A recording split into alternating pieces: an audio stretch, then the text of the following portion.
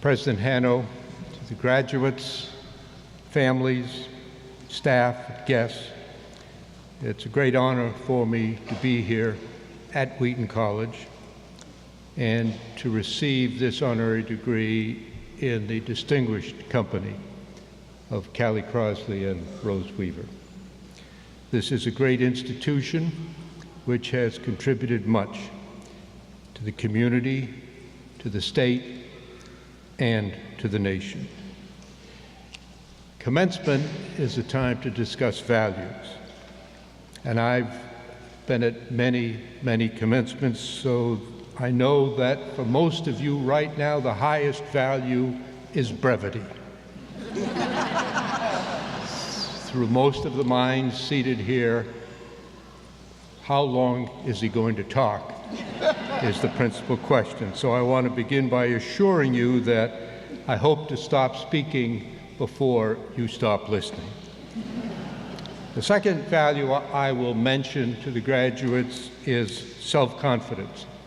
How to strike the right balance between believing in yourself and not taking yourself too seriously.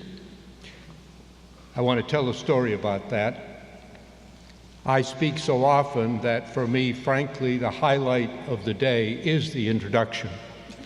And I want to thank Tyler for that wonderful introduction.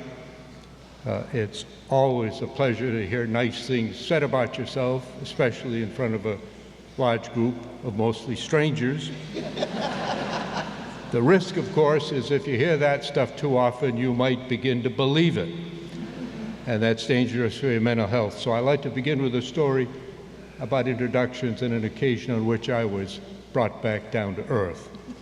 I spent 5 years working on the peace process in Northern Ireland, and when my work was complete, I returned to my home in Maine and wrote a book about my experience. When it was published, I traveled the country on a book promotion tour. I received a very large number of invitations, and in that process, I learned the interesting fact that in the United States, there are more Irish American organizations than there are Irish Americans. Every one of them invited me to come. I couldn't go to all, but I did go to many, and as I traveled the country speaking to these groups of Irish Americans, they developed among them an informal competition as to who could give the longest, most fantastic, often truly ridiculous introductions of me. The proper reaction, of course, would have been for me to show some humility, to ask them to keep it short, but I had an improper reaction. I loved it. I encouraged it. I scolded them when they left something out. And so by the time I got to the last stop on this book tour, it was in Stamford, Connecticut, I was overly impressed with myself. And as I entered the building where the event was being held that evening, the first person I encountered was an elderly woman who rushed up to me, very nervous and excited, shook my hand vigorously, spent several minutes praising me, and then she said, I don't live anywhere near here. I drove 3 hours across the entire state of Connecticut just to come here to tell you how much I admire you and ask you, please, would you autograph my poster? She had a poster with a big photograph on it. She handed it to me with a pen. I looked at it. I said, I'm very happy to sign your poster, but before I do, I think there's something I must tell you. She said, what is it? I said, I'm not Henry Kissinger. It was a picture of Kissinger. She said, you're not? Well, who are you anyway? And when I told her, she said, why, that's just terrible. She said, I drove 3 hours to meet a great man, and all I've got is a nobody like you. I said, I'm sorry you feel so bad. I wish there's something I could do to make you feel better. And after a moment, she said, well, there is. When I asked what it was, she leaned forward, I leaned forward. We were sort of in a conspiratorial crouch. And she said, nobody will ever know the difference. She said, would you mind signing Henry Kissinger's name to my poster? So I did. And it's still hanging today in her living room wall in Eastern Connecticut, a daily reminder to me not to take too seriously all of these nice words. Well, let me speak seriously about you, our country, and your future.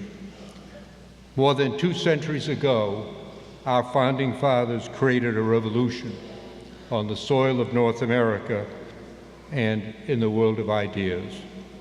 They took the best of ancient Greek democracy and of the age of reason in Europe, and they created a new system and a new spirit. Their ideals are now valued worldwide. The collapse of communism and the triumph of democracy were major events in the 20th century. As a result, American power is ascendant in the world. Power is clearly important, and we must be prepared to use it, including military force, where necessary and appropriate. But the real strength of America is in our ideals. They're not easily summarized, but they're set forth in our Declaration of Independence and our Constitution, and surely they include the sovereignty of the people, the primacy of individual liberty, an independent judicial system, the rule of law applied equally to every citizen and crucially to the government itself, and opportunity for every member of our society. Neither we nor anyone else should ever forget that the United States was a great nation long before it was a great military power or economic power. We recognize that all human beings and all human societies are imperfect. We are not always right, and we can never be perfectly consistent.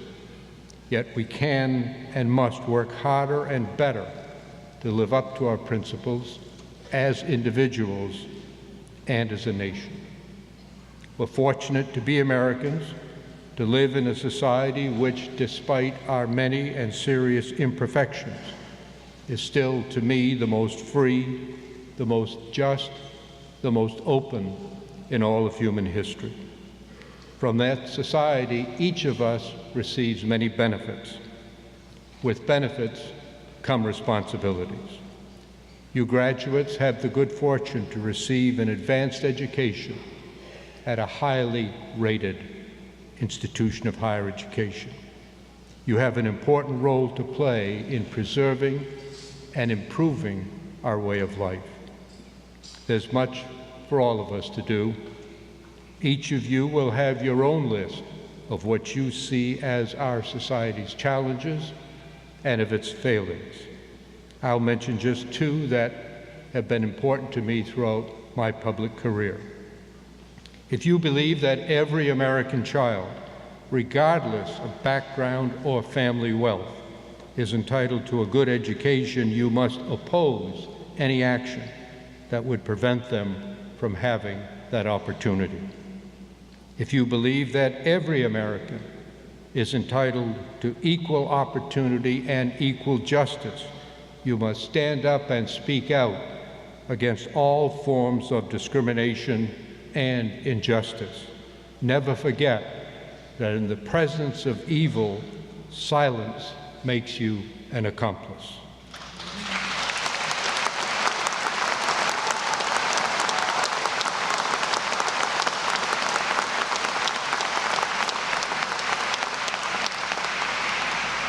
The education you've received is important, even necessary, but it is not a guarantee of self-worth.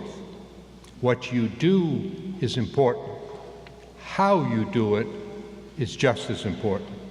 If you take pride in what you do, you will excel.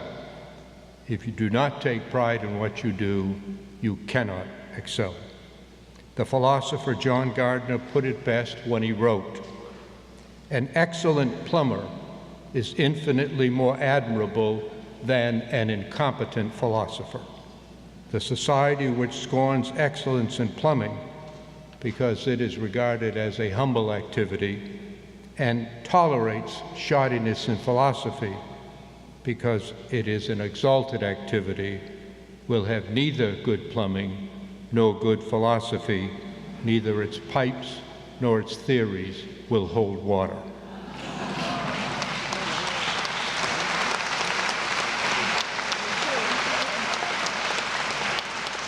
Before I entered the United States Senate, I had the privilege of serving as a federal judge. My favorite task was when I presided over what are called naturalization ceremonies. They're citizenship ceremonies, a group of people who'd come from all over the world and gone through the required procedures gathered before me in a federal courtroom in my home state of Maine. And there I administered to them the oath of allegiance to the United States, and by the power vested in me under our Constitution and law, I made them Americans. It was always a very emotional event for me because my mother was an immigrant, my father the orphaned son of immigrants. My parents had no education. My mother could not read or write. My father was a janitor at a local school. But because of their efforts and because of the openness of American society, I, their son, was able to get the education they never could have and was able to become the majority leader of the United States Senate. After every ceremony, I made it a point to speak personally with each new citizen, individually or in family groups. I asked them how they came, why they came. Their answers were as different as their countries of origin, but there were common themes, and they were best summarized by a young Asian man. When I asked why he came, he replied in slow and halting English, "I came because here in America, everybody has a chance." Think about the fact that a young man who'd been an American for 10 minutes and who could barely speak English was able to sum up the meaning of our country in a single sentence. America is freedom and opportunity, a society in which no one should be guaranteed success, but every single one should have a fair chance to succeed. I hope that each of you graduates leaves this ceremony with a sense of accomplishment and a burning desire to take your life to the next level.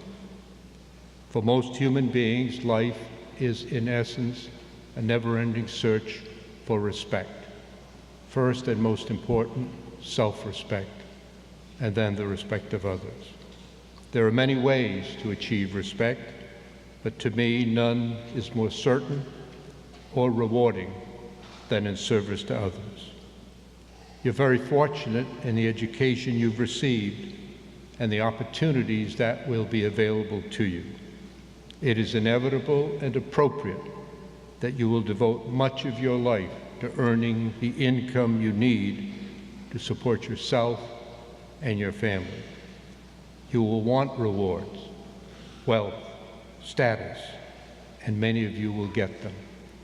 But the more things you acquire, the more evident it will become to you that there's much more to life. What you will find is that fulfillment in your life will not come from acquisition, not from leisure, not from self-indulgence. Real fulfillment in life will come from striving with all of your physical and spiritual might for a worthwhile objective that helps others and is larger than your self-interest. I hope that each of you graduates is fortunate enough to find such an objective in your life.